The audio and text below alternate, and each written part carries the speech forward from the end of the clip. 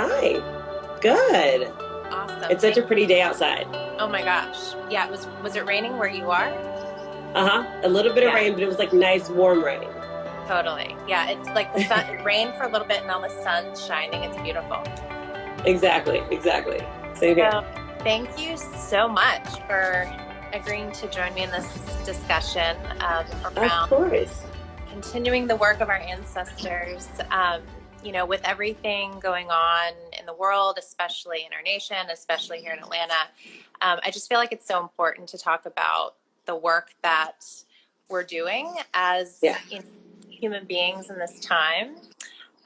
So we'll jump into all of that, and I'm sure most of the people tuning in here know you. Um, but for Hey those of you, guys. hello, and if you're tuning in, you can share maybe where you're tuning in from. It'd be fun. Yeah. So for those of you who don't know, Lauren comes from a renowned family, the Williams family, really steeped in community service and civil rights. She is the COO of Go Naked Hair, and she's been really involved in many of her joint collaborations and businesses with her sister Portia. Has been on the show Real Housewives of Atlanta. And I just, in meeting you, Lauren, initially, I just like so connected with your just authentic nature, your heart, your personality, just this genuine being in the world. So it's been Thank such a you. pleasure just to cultivate this friendship and get to know you over the past handful of months. Yes, I've So enjoyed it as well. I've learned a lot. awesome. So I would love to just jump in and ask you a question around like how you're doing, just how you're doing at this time. Lauren and I were at a protest together about a week ago, which was really Yeah. powerful, a female-centric one, really in honor of Breonna Taylor. So how are you? With everything happening, I know your sister Portia is super involved in this modern day civil rights movement. Oh yeah. So Oh yeah. what's been going on with you? I think we all just, we all just kind of got into that like fight or flight mode, and we were like, all right, we're going to fight. We're not going Yeah, to just back down anymore, and we're tired of it. And honestly, with it coming right after, quarantine, with Corona still in play, I think we were all terrified. But like I said, it was like fight or flight, and we were just, I think everybody was just like, we're going to fight, and we had to figure out how we were going to fight. And I think everyone fought in their own way. My sister's way was to text all of us and say, hey, let's get out there. And we were like, all right, we're there. And, we were out there, the first 5 days consistently. And then, of course, there wasn't a lot of organization in the protest. So then you could tell organizers started getting into it and they started being scheduled. So now there's scheduled protests, you can choose to go at 3 or at 9 a.m. or at 5. So I think we are just all trying to do whatever we can do. We're sending text messages, we're sending emails and letters to governors, we're doing what we can to make sure that this doesn't happen again. And of course it already has since George Floyd, unfortunately. So we're still at it. We're not done. The fight's not done. And I think it's just, I think right now, just emotionally, we're all feeling like, okay, we're tired. Like, it's a lot of marching. Like, we did like 6 miles in one day, so we're like, right. okay, that was tiring. And, you kind of want to just go back to your regular life. But, especially because cities are opening up, this should be the time that we're excited to get back out there. Right. But we still feel this deep responsibility. So I think we're all just sort of trying to figure out, okay, how involved can I be while maintaining, a healthy state of mind? Because we are coming out from quarantine, and we are putting a lot into this, and it's building up a lot of anxiety on top of the corona anxiety. So we're all just trying to figure out how to deal. So I would say we all feel a little confused because I don't think anyone knows the right way to do this. Right. And like you're always saying, we look back at our ancestors, we look back at our grandfathers and see what they did, and their ways worked in their time, and we're not sure they're going to work in ours. So right. it's not like there's not a playbook for this. Mm-hmm. Totally. Yeah, I loved what you said around just the question of how can we continue to make this a priority and to really embrace the need for activism and for the protests and all of the action around it, but like in a Right. sustained way where we're not burning out or Right. getting sick, feeling exhausted. So I Right. hear that, and like what I'm hearing and what you're saying is that it's the long game, right? This is Right. a marathon. This is what needs to continue, not just like a short sprint or a short spurt.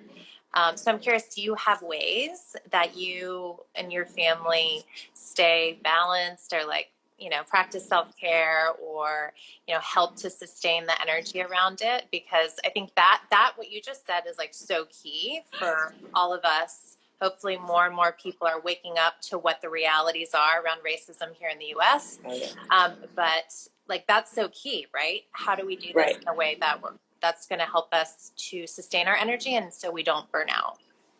Right, exactly. And I think the way that we are doing it is, the protest that's, that's that physical, activity, and you're getting physically involved. And honestly, it's actually sort of a release. So I'm finding that I'm having to kind of pick and play. All right, so this week we're going to protest. We're going to be out there physically. We're going to, mix up our schedules and make sure that we're there for whatever we can be. And then the next week, okay, it's going to be calls and texts, or we're going to, physically be at home, but we're still going to be engaged. But then when you're at home, it kind of feels like you're doing nothing, just sending text messages and emails. So then you got to get back out there and do the protest. Right.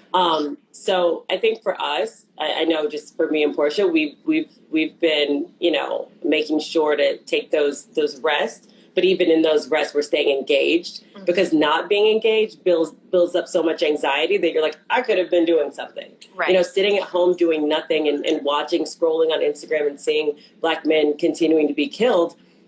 I mean, I've got so much anxiety scrolling through Instagram that I might as well have gotten out there in March. Right. So, now I'm stressed out. So definitely those coping mechanisms come into play. And it really is just taking a rest and knowing that, okay, I did this, I've done this much, and taking account of what you've done. I think that's kind of been important for us, because it's easy when you're at home and you're living your little comfortable life, when people are being killed that night, last night, the night before, whatever it is, you feel almost guilty for enjoying your life, Right. Or for doing something fun or doing that little bit of self-care. But there's no way that we could get back out there if we didn't take those moments and, spend time with our family. And I think gratitude for me has been the best coping method, and the way to get around that feeling of guilt when I'm at home or enjoying my family, or something like that.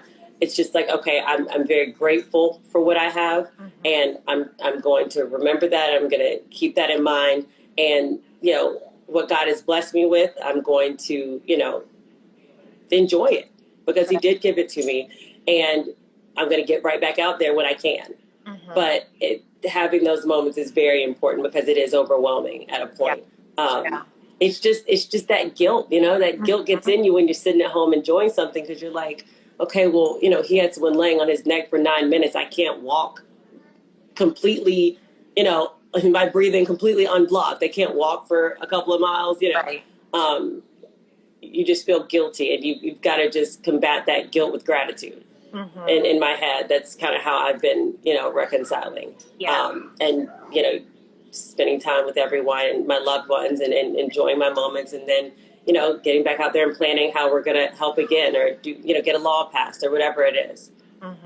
Totally. Yeah. Gratitude is the name of the game these days. And I hear you. It's like that guilt can creep in so easily when you're enjoying a nice meal at home. You're in the safety, your beautiful home on your couch, whatever, watching a movie. And like, our brothers and sisters are literally being killed outside of our doors. Obviously, most people probably know what happened in Atlanta on Friday.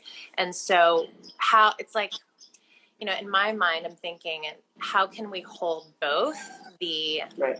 The lives that we have for those of us who have the ability to enjoy, hot meals and a safe place to live, and use that. It's like using that as sustenance, right, to put towards the cause and to put towards change. But I think it's Exactly. important that, like, to support one another, we acknowledge, right, the reality of what we're feeling, and guilt is a thing.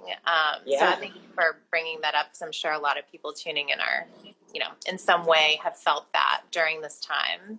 And the anxiety, it's like that anxiety is so intense, right? It just like bubbles up. And as you said, you're like, we might as well put this into action somehow and like get out there. So, I'm curious, are you having like open discussions with your family around all that you're experiencing, like emotionally, and how this is for everybody? Because I'm sure everyone is experiencing it in a different way depending on your sensitivity level, your, how you perceive your life and your journey and your purpose. So what's that been like for you? Definitely.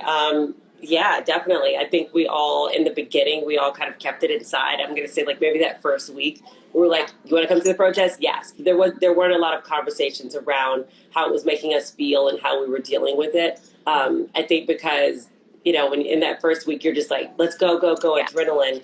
And then you sit back maybe like week 2 or 3 and you're like, okay, all right, now this is, like you said, this is a long game. And in that first week, it feels like a short game. So we weren't having those conversations in the beginning. I'm not going to lie. I don't remember really having much of a conversation other than like, we're mad, let's go, Yeah, like we have to act.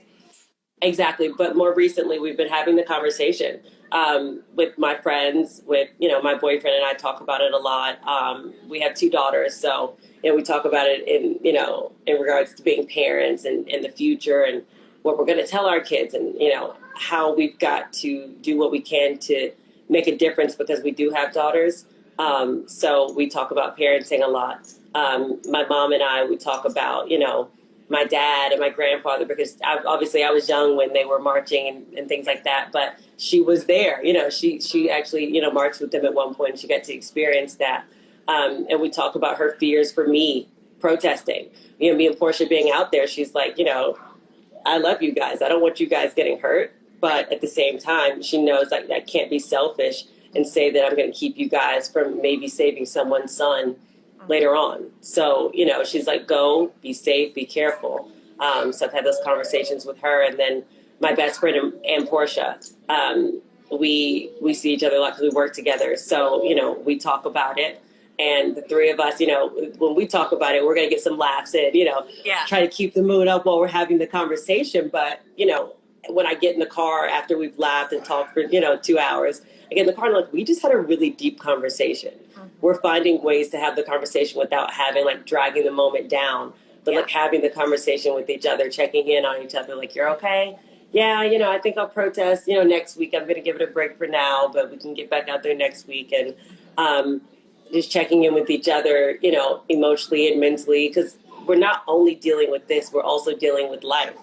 You're dealing with your boyfriend, you're mad at him, you're dealing with your boss, you're still dealing with life. It's not like life stopped and we all just decided to go straight into action. We're still having to deal with life stressors and parenting and things. So yeah, every conversation that I've had with a close friend or family member has been different because, we all have those different similarities in our lives. Me and my friends, it's like, okay, how long do we rest? When do we get back out there? Like I said with my boyfriend, it's like parenting. We've got to do this for our daughters. They've got to live in a better world. And my mom, she's got her own fears that I've discussed with her. So those conversations are important.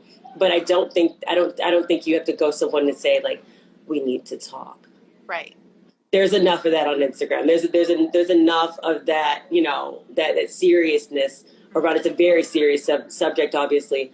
But I think you can approach it in a lighter way to get the conversation going. Like I said, me and my friends will say like, all right, what are we doing? Like, this is our life now. We've just this is our life. And all right, girls, all right, we're tired. Okay, we're tired. We're doing this. Okay, we're doing all right. Do you have your walking shoes? Okay, because my feet hurt last time.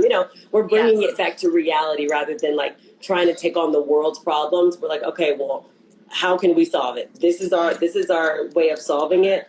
Now, let's pick apart our way of solving it and figure out how we can do it best, like you said.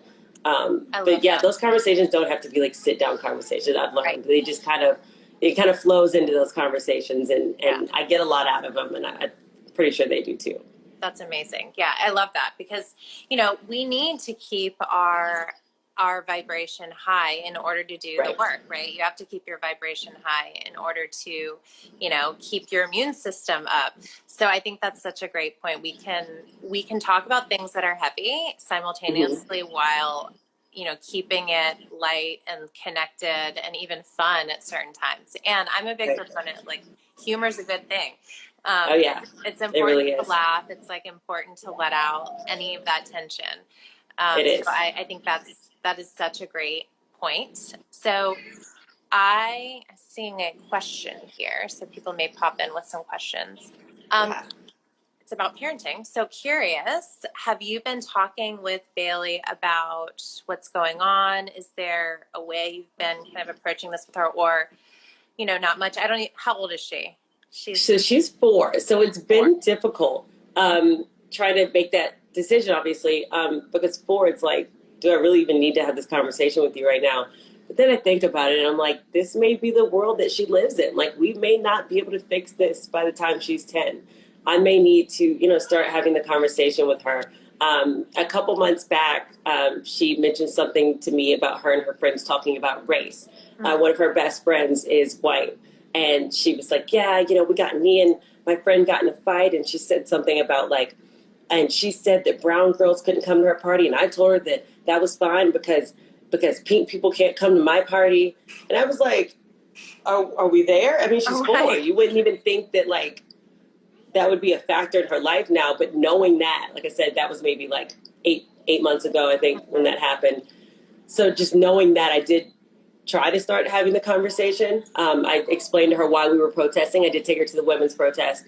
And I just explained to her, I said that there are some people that are mean to people because of the color of their skin. And she said, you mean like pink and brown? And I'm like, yeah, and she was like, okay. And I was like, but, we love everybody for our differences and our similarities. And it's okay if you're different. You can still be friends. She was like, yeah, my friends aren't all brown. I'm like, exactly. I'm like, but Pilar's brown and you're close to her too. And she's like, yeah, you can see her little brain working.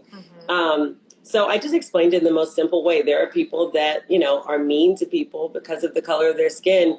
And we are out here, we're going to march today and we're going to yell and we're going to be loud because we want them to know that they can't continue to be mean. And that was the way I don't know if it got through to her. She, with kids, you say something to them and then like 6 months later, they're like, Mommy, remember when so-and-so? Yeah. Like, oh, you were listening? Yeah, right. Oh, you heard me? So I don't know how much you heard me, but I said it and we'll see. Yeah, that's beautiful. So you planted the seed, and I love how it was exactly what's happening, I mean, Right. in very simple terms. And it is. I think that's amazing that you were able to convey that in a way that's, simple. And maybe she took it in, but somewhere in her consciousness, like it's in there. Yeah. And it's processing. It's processing. Because I think a lot Yeah. of people are curious, like, how do I bring this up to my 5-year-old, to my 4-year-old, to my 6-year-old, especially like younger kids? How do you explain that? So I think that is a really kind of tangible example of how you can, I think it's important that it's hard. Our kids know that the world is a place where things happen that hurt people. Right, they've gotten that at this point. So if they've already been hurt at least once, you can kind of say, like, remember when they were mean to you? Exactly. Okay, well, and you kind of explain it that way. Totally. So I want to dive into, the topic of really why we're here. And we wouldn't be here if our ancestors hadn't have walked before us. And I know, your grandfather was such a pivotal player in the civil rights movement. And so how does that, connect with how you're showing up today? And do you have any specific memories of him that you can call on that are kind of in the forefront of your mind? Yeah. So I was talking to my boyfriend yesterday about it, actually. I was saying how I grew up, like I said, I went to Woodward, so I pretty much grew up in a predominantly white, environment. But I grew up in this like really civil rights heavy family. So I think I got like really the best of both worlds growing up. I went home and they're like civil rights, all that good stuff. So I do think I got a good balance growing up. I wasn't there for the protests. Obviously, I was born in '88. Right. So we're kind of young. So we didn't get to actually experience it. But we were old enough to meet the people that were in that movement, and I was lucky enough that I went to a school where they really enjoyed having me there. Every time there was a project, they were like, Lauren, you're going to take civil rights. And I was like, I'm so tired of writing civil rights papers. Oh, right. But I was like, if I write one more paper on civil rights, but they understood that I had, a different perspective, and I had a little bit of an insight, a different insight to it. And so I feel like growing up, because I was able to meet him, I will say that the one thing I remember from him was there was like a fire inside of him. And I can't even, it was literally a fire. Everything he spoke about, everything he believed in, he was a chemist. A lot of people don't know that. He was also a chemist. He opened a chemical company that my dad ended up taking over, and then ultimately my mom, after my dad passed away. But he was a chemist, he was a reverend. He was this really fiery person that believed in no one suffering. He didn't believe that people should be hungry. He's like, there's enough food to go around. People waste food every day. I didn't eat half my meal yesterday. I remember it was not long before he passed away, and his daughter, my aunt, was feeding him. And I think all the family had gathered because he was getting sick. And, she was like, Daddy, I just need you to eat a little bit more. We got to keep you strong. Just eat some more. And he was like, no, I'm not hungry. Go feed the hungry people. Like, you know how many people want this food? I said I don't want it, and that was just always his mission. He just always had this mission to help people. And if you look at his life story, I'm not going to try to quote it because I know I wrote a lot of papers on it, but I'm not going to quote it. But he just went through a lot growing up. He was, his parents were blind. They lived in an institute, so he ended up being raised by his grandparents because his mother passed away when in childbirth. So he had a sister as well, and he went into was it the Vietnam War back then? I'm not exactly sure which war. Went into the war. He was hit by a bomb, and he was the only one to survive. He was in the hospital for a year. When he arrived back in the States, he was still in his uniform, and he drank out of a white water fountain, a white-only water fountain, and they beat him up, and he was in the hospital for another couple months. And I think just going through all that, he's like, I just fought for this country. I come back to this country and I'm not wanted in this country.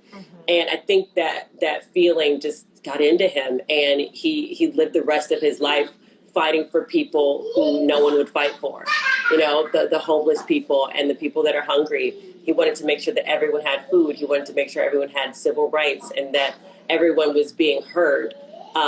He went into politics even. He did everything, like I was saying earlier, like you can't do everything. So you're like, let me pick one thing at a time. He went into politics. He opened a nonprofit that's still open at For Hosea, forhosea.org. They're still feeding people to this day, every day. My aunt continued his legacy in that way. So that fire is what I remember from him. I remember him talking about, hey, no, we've got to do this, and we've got to fix this, and they're doing them wrong, so we've got to fix it. Every problem, he's like, let's solve it. Let's figure this out. Let's fight for the people who no one is fighting for. And I think that's the responsibility that I grew up with. I'm not sure everyone felt that responsibility growing up. I always felt I'm not sure that I always acted on it, but I just always felt this deep responsibility to not let people who didn't have a voice be unheard. It's like, I was just one of those people. I would get in trouble in class for being like, no, that's not true, just being loud or whatever it was. Right. So I didn't go into civil rights. I didn't grow up, this huge activist, but that responsibility was instilled in, I think, everybody in the Williams family, some more than others. I have some cousins that will sit there and they can tell you everything that's wrong and exactly how to fix it. And they're amazing to hear them talk. Portia's like that. She can, she's loud and she can say it, and she's so passionate and that fire. So I appreciate having that instilled in me at a young age, and I carry that now. I think when we hear about things like this, we can't help to have that fire. It just kind of like, it's almost like somebody takes a match and it's like, okay, here you go, and I think it's important for us to not let it die down because they didn't let it die out. I think we light that fire and then, like you said, we go really hard and we're tired and we're like, oh, okay, all right, forget it. We can't do that. We've got to maintain, like you said, we've got to play that long game. And that's what I think we need to look backwards and learn from them. We've got to look back at what they did because they didn't. Civil rights movement wasn't 2 years. It wasn't like Martin Luther King and then we're out there for like a couple months. No, that was years and years and years. And even after that, my grandfather was still marching. Even after Martin Luther King passed, they still had work to do. So just looking back at what he did, I've got to be able to channel that fire that he had, and we've got to figure out how to sustain that fire. Because I think that's what this generation is missing. We're missing that sustainability. We get tired, and we've got to figure that out. Yes. Oh, I love that. I have chills. It's so powerful. It's like he instilled fire in all of y'all, but it manifests in like different ways, right? Right. Because we're all so different. Like so beautiful because who you connect with is like exactly who you're meant to send the message to. Who Portia connects with is exactly who's supposed to receive the message from her. Like it's all manifesting like through individual conduits, and like that is the beauty and the power of a legacy. Especially a legacy that fights in the name of equality, that fights in the name of humans who don't have a voice. We need that, and it's just like it's just so powerful to hear like how he showed up in his own life and like his story, and that story lives through everyone that came after him, and we need it, and that's the key. Yes, absolutely, sustainability. And we can no longer afford to lose our momentum. No, we can't keep that's doing why, that. That's why for me, like, that's why for me, meditation has been so. It's been like a lifeline because it's really interesting because I've felt like this fire, this anger I've never felt in my life, and I think a lot of it is ancestral, like from my mom's side especially. My mom was Vietnamese. She actually died when I was in grad school, but there's been, I've like done some work on this. There's been so much kind of oppression and just like senseless killing like on that side of my family. Right. So I'm like, yes, like I stand for equality for all humans, but like this anger that I have within me, like it almost doesn't make sense given the life that I've lived. Because even though I'm an Asian and I've still lived pretty privileged life, So I'm like, what is that? And so as what is that? Yeah, like I've been tuning into that fire, and I'm like, oh my God, this is so much bigger than me. Like this has been, lines and lines of oppression, like from long ago from my ancestors. So it manifests in this country, right, as racism, especially against our Black communities. And so that's our responsibility. And when we fight for that equality, we fight for equality for all people around the world. Yeah. And so it's been really like humbling to be like, okay, like I feel this crazy fire, this anger, but it's here for a reason. Because like you said, with the anxiety, it's here to fuel action. Right. And with my mom, she taught me meditation. So it's like really interesting how I'm feeling the fire from the ancestors, but also receiving some of the skills that have helped me like go into more of a sustainable, balanced place. So, and I know you practice yoga. So has that been something that you've been kind of leaning on a little bit? Yeah, I started practicing yoga. I've had anxiety my whole life. I don't think I ever put a name to it until last year when I saw a psychologist, and he was like, "Oh, you don't have ADD, you have anxiety," and I was like, "Oh," it was weird. But at that moment, that's when I started doing yoga, and I can't imagine dealing with what we're dealing with now, not having had that skill and not having entered that world of mindfulness, because I think it's easy to go through life and say whatever you want to say and joke with your friends and make fun of people just because it's funny at the moment. You know what I mean? Right. I think we're all just guilty of of just using our words to just do whatever to make people laugh or to just say whatever you want to say, and learning about yoga and about meditation and that mindfulness, it keeps my words very in line with where I'm going and not where I've been. And so I'm able to manifest a new me rather than just continuing to be the old me, the irresponsible and young and selfish me. And I never thought that yoga would do that. I honestly thought it would just help my anxiety because the guy said it would, you know. Right. But it's really helping me to get to the core of who I've always been and get back to that fire, that ancestral fire that I think I lost for a while because in my 20s I was just selfish, you know, do whatever I want to do, you know. What 20-year-old isn't? Right, exactly. I was just doing whatever, you know, and being quiet and listening to what your brain actually says. Yeah. When you're quiet, you're like, wow, I really don't like myself. I need to work on liking myself. I have a lot of self-hate. And you could even have not even self-hate personally, like you hate your body or you hate your hair or whatever it is. You can hate your entire race. And you can hear yourself saying negative things about the people around you. And it all stems from what society's shown you or what you've seen on TV or what, you know, your last boyfriend said or whatever it is. And you're just like, wow, I wish I would have listened a lot earlier because there are probably some people that I passed over in my life and I didn't love them enough or I didn't ask them enough questions or dive deeper into their lives because I had so much self-hate and it just projected it onto them because they looked like me. So I never got closer to them or never wanted to hear their story. I just made my assumptions and kept my life moving. So yeah, yoga and meditation has been, it's been a game changer for me. I always talk about how I'll be getting anxiety. I'll be at home and like, because obviously I have a 4-year-old, so that's anxiety inducing it. So, and so she'll be like, la, la, la, la, like just screaming. And I'm just like, oh my gosh. Like I'm freaking out because I was already stressed out about something before she started screaming. And I'll go to my mat and I sit down on my mat. And even if I'm not actually doing a class, just sitting on my mat and just being quiet and closing the door and just, you know, focusing on breathing. Because I mean, honestly, I think people think it's harder than it is. People are like, oh, I have to be enlightened. No, you get there. We're getting there. We're trying to get there. It's the goal. Yes.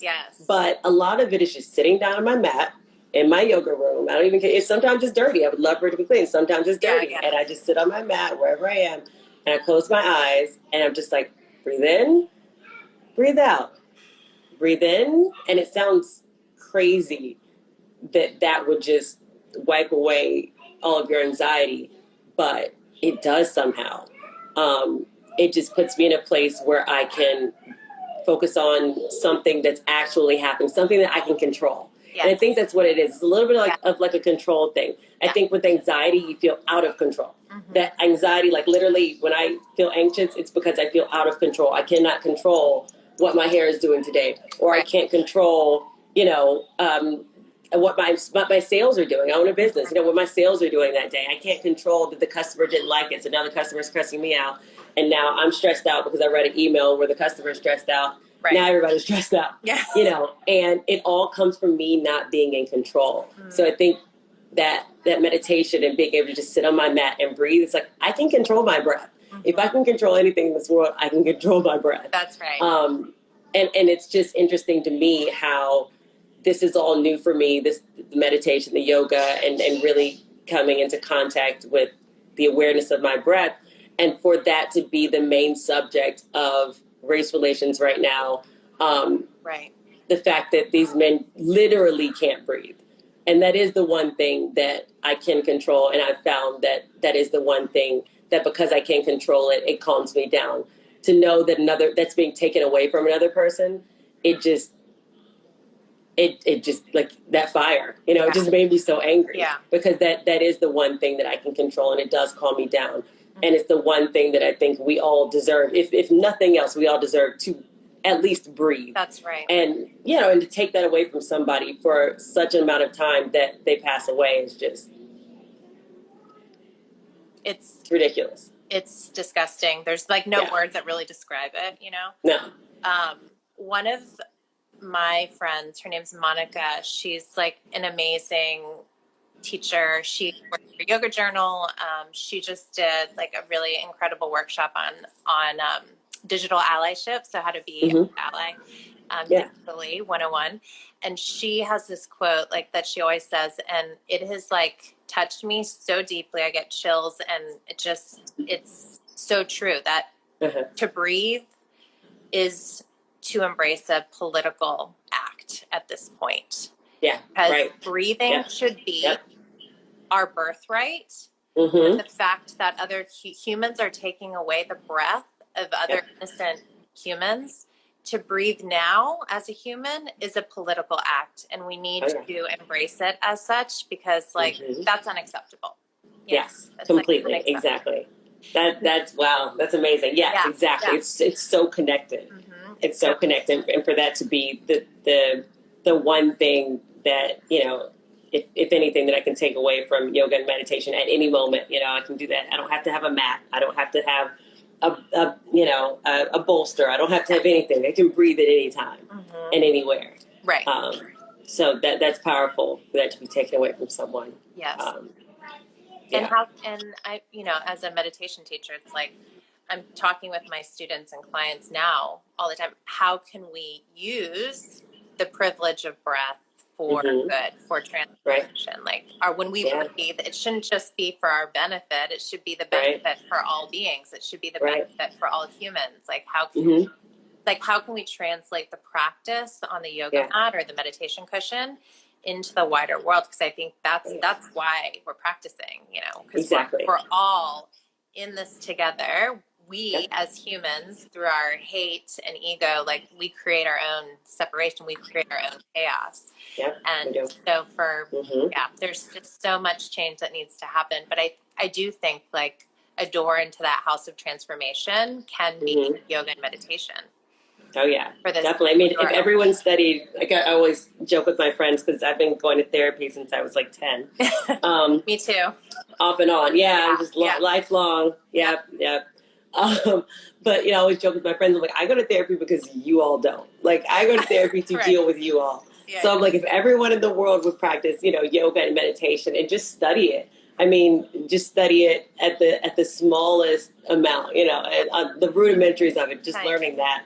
I think we would learn to take a breath in a situation, you know, and I think that's what it is. And everyone's so angry at these police officers. They're like, oh, you know, they're just reacting. They're just reacting.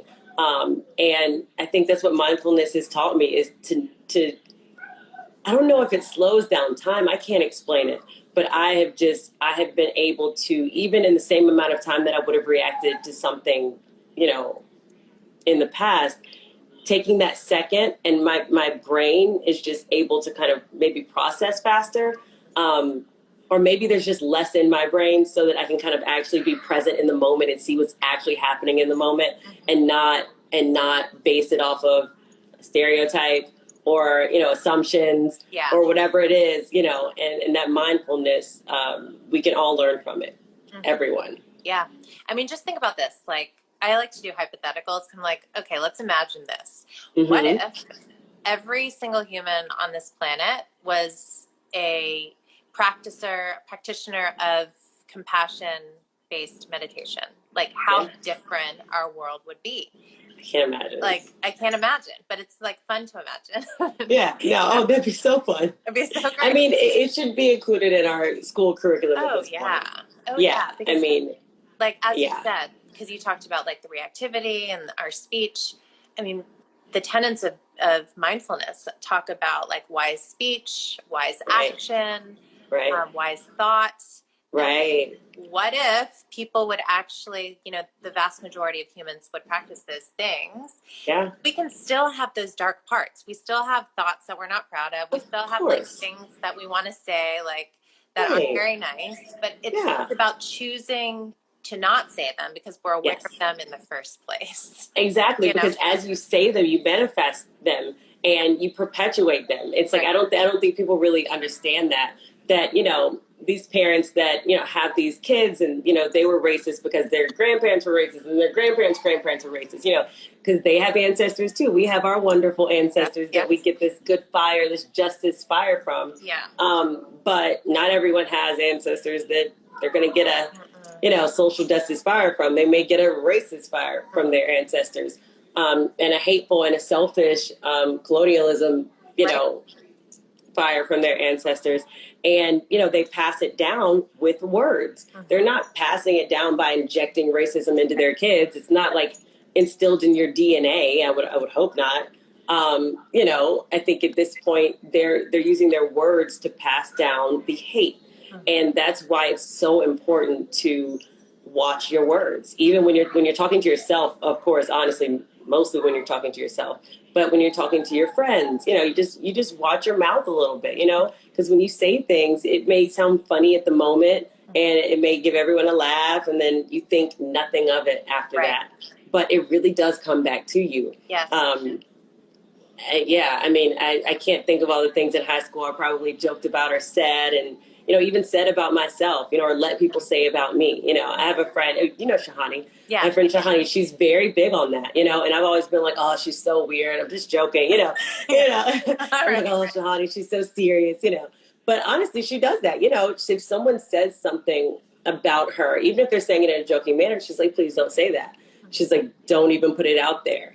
And just to know that this hate is being passed down simply by words makes you think a little bit more about the words that people say about you, the words you say about people, and everything.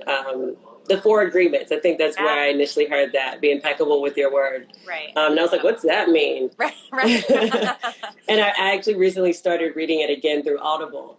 And when they said it, I was like, I started being impeccable with my word. Yeah. That's such a good one. I love that book because it's simple. The concepts are really simple. But like so easily applicable to your life. Yeah. Think about, like all of the belief systems that if you think about like our brains and our being as a computer, we've been programmed, we've been programmed by our ancestors. We've been programmed specifically by our families of origin. So as a powerful conscious being, I'm just like inviting people out there, question everything, question your thought systems, your beliefs, your actions. Maybe you did that and you said that because like your great granddaddy always said that, but it doesn't align with your heart. It doesn't align with your soul. Can we be conscious enough and courageous enough to question everything? I mean, I know for myself, like, part of my awakening was one, my mom's death, but then also like through seeing how different I was than my family and choosing to take this other path. I mean, they basically think I'm, this crazy witch lady over here. Like, oh no, because they're Christian and it's beautiful, but it's just like my path is just, it's so different. Yeah. And part of that, like coming into my true self, was questioning everything. I'm like, oh my God, I've thought that my whole life, but I actually don't believe that, Yeah, right. And it's so crazy it's so when you wild. think about that. I know. And it's like, oh my gosh, like that, we have agency over our thoughts. And going back to that piece of control that you said, Lauren, it's like, that is literally one of the only things we can control with practice are our thoughts. So we better get our asses to work and and it's not easy. Changing those thoughts, and it's not easy. It's not easy. No, you just got to start. It's like, you got. Oh my gosh, you just sit down and I think someone told me one time. My therapist probably, because I was like, look, he's like, you should meditate. Go to the Buddhist temple, the one in North Decatur. And he's like, just sit down and sit with him. And I went and I was like, my brain is thinking about lunch right now. Like I'm not gonna say I got nothing out of it, but I just couldn't I couldn't be with everyone in the room and they were so still. And I was like, I can't do this, and now here we are, that was maybe like 6 years ago. Yeah. And, here we are now and I can actually meditate for more than 4 minutes. Not much longer than 4 minutes, but hey. But I think at one point someone was telling me the way your thoughts come across your brain. They're like, oh, just, they said to push them away. And I don't remember who this was that said this, but they were like, when thoughts come up, push them away. And then a couple years later, and that's why probably I was so bad at it. And somewhere along the way, I think someone came back and said, no, don't push them away. Just watch them float by like a cloud. Right. You know, they're like, your thoughts are clouds in your head. If you like, I'm looking at the sky right now and I'm watching the clouds and they're just kind of going by, and don't attach to them. That's the key. Yes. You can see them. Okay, all right, I'm thinking about how stressed I am about work and that I need to probably be working right now, but this is more important, you know, and I'm going to watch that go by, you know, and I'm not going to attach to it. I'm not going to be like, oh, I'm so mad at myself for not working right now. Right. You know, no, I'm going to look at the feeling that is in my head that is upset at myself for not doing more work earlier, but I'm here now and I can't do anything about it right this second. So I'm going to let that feeling just keep going, you know, and you just kind of watch your thoughts go by in your head. But yeah, that first time you sit down, it's like, it's crazy. You're like, oh my gosh. It's so wild. Yeah, it is monkey mind. So like the mindfulness teachers call it monkey mind because it's what it does. And so that's one of the myths, you know, it's not about having no thoughts. It's not about sitting in nirvana, like on a cloud of zen. It is about transforming your relationship with your thoughts, because most of the thoughts we have are not based in reality. They're just like little PSA for everybody. Like most of our thoughts are not based in reality. And we have about 60 to 80,000 thoughts a day, and about 70% of those thoughts are negative. So we just need to see them. They're just like elements in our field of vision, and we don't have to give them power. Yeah, and you can question, you're like, why do I feel this way? You know, and I think that's what, you know, like we were saying, those parents that are instilling that hate into their kids, if their kids were to sit down and take a moment and say, you know, okay, you know, someone confronted me about this today on Facebook, because that's what's happening. At this point, we're all confronting each other.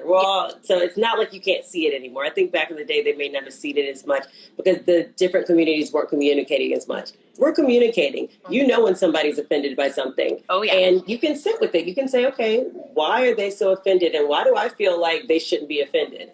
And sit with it and see what thoughts come up. And you really can find the answers in your own space. You really can. A lot of the answers are in your own head already.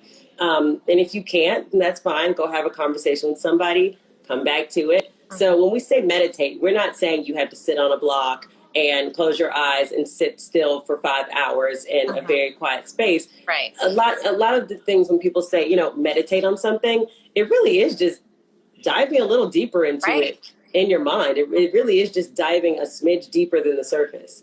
And that's where you find a lot more. Exactly. Like just what's coming up. I love that question. Like, okay, I'm feeling whatever it is. Recently it's been fire. Like what's coming up? What is this fire? And where in your body? In this body. Yeah. Like where in your body does this live? You know, what does it feel like? Like, don't be afraid of discomfort. Discomfort is good. Discomfort's how we grow. Discomfort's how we awaken. So it's having the courage to lean into the discomfort, because we're so programmed to like, oh, I'm feeling this fire. I think I'm going to drink a bottle of wine or like whatever, you know. Right. And that's the thing, right? We just we're like, okay, let me put the fire out with whatever I can, put it out. Yeah. No, I don't want this. I don't know what it is. Figure it out. It's okay. It's okay to feel that way. It's okay to feel hate. I think it's okay. I've seen a lot of hate during the protests. I've seen a lot of love, lots of love. Oh my gosh, so much love. It was amazing. It was such a good feeling to feel all that love and this love. You know, it was amazing to be out there and to feel all that love from everybody. It was just like, oh, I want to hug everybody at Corona, so no. But I really did just want to like run around and give everybody hugs and kisses, you know. It was just a lot of love to feel. But I felt a lot of hate out there as well. And some of it was justified. Some of it is misdirected. Some of it is, you know, just kind of going all over the place. I've seen people argue with each other out there. We're like, no, we're here for the same purpose. Yeah. So it is important for everybody to just take a moment with their anger. Like you said, it's okay to feel anger. It's okay to feel discomfort. I'm actually reading a book right now. I forget the author's name, Harriet something. It's The Dance with Anger. Dance with Anger, I think it's called. I like that. Yeah, and I've read it one time through Audible, but I didn't listen, obviously. So I'm trying to get comfortable with my anger, because a lot of the time I'm one of those people that will, I'll be a pushover, kind of passive aggressive. Yeah. Because I'm like, I'd rather just be nice. I don't want to feel anger. I hate anger. I don't even want to feel that way. So I'm just going to act like I don't feel angry. but then I get taken advantage of because I don't know how to speak up because I just push the anger away. Yeah. You know, I'm like, oh, that's not there when it really is there. I get a lot of resentment. So it's just, I mean, there's so many reasons in your life to just sit with whatever you're feeling. Yeah. And write a note down. Anger tries to tell us that shit ain't right a lot of the time. Yeah, exactly. Shit ain't right out in the world. Like, okay. You know, I get angry when I'm the same. I'm like more passive aggressive. Like I was conditioned to be like the perfectionist, the nice one, the caregiver, like all of that. Yeah. Like, smile, it's fine. But you know, because of that, I didn't learn until later in my adulthood how to put up good boundaries. So when people would like cross my boundaries, I would get so like irritated and angry and then like lash out like passive aggressive. So anger tells you when a boundary's been crossed, when shit ain't right, when something needs to change. It is purposeful. And I want to plug this amazing Buddhist teacher, mindfulness teacher. His name is Lama Rod. He is doing like revolutionary work. He just came out with a book called Love and Rage, and it's all about like mindfulness from like an activism standpoint. And it's I can't wait to get my hands on it. Yes. But speaking of, I would love, and I know we just have a few minutes because like Instagram loves to kick us off at the hour.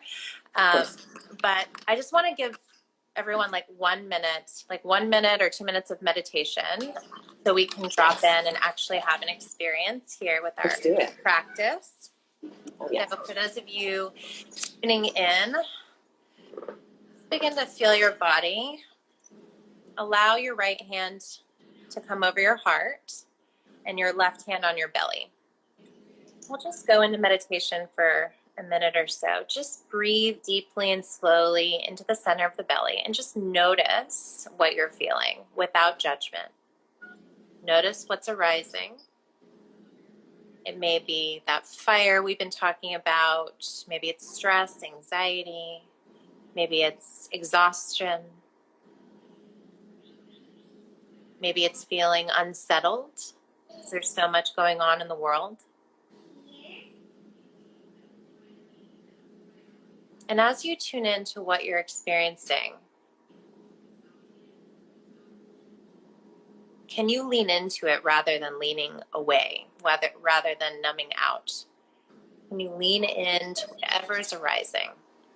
We can use the mantra, may I host this? May I host this emotion, this energy.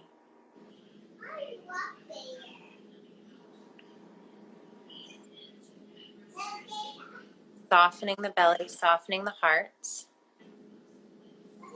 May I host this?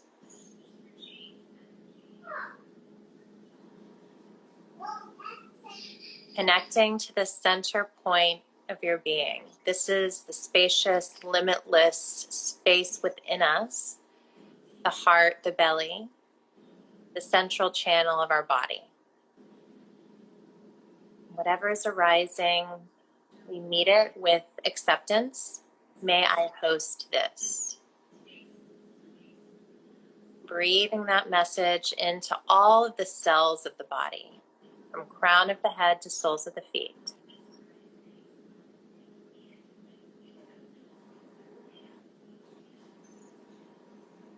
And then in the forefront of the mind, bring up an image of someone in your family, perhaps an ancestor that has said yes to you, that has inspired you, that has passed down something precious to you. And if no one in your family arises, allow it to be someone that you receive love and kindness from. Maybe a friend or a teacher, a community member. And just allow their support to flow through your entire body, right through the crown of your head, to all of the cells. So you're receiving their support from this place of benefactor. This benefactor showing up to support your journey, your intentions. So we honor our ancestors in this moment, breathing in a few more deep, slow breaths.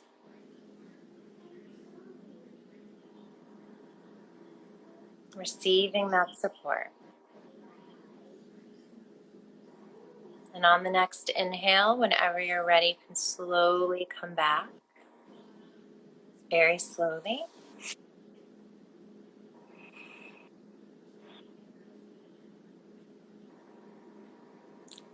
Congratulations. We all meditated together.